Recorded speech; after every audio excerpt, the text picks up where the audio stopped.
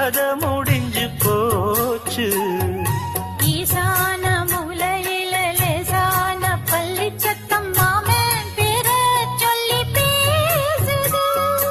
ஆறாத சோகந்தன்ன தீராம சேர்த்து வச்சு ஊரும் சேர்ந்து என்ன ஏசுது.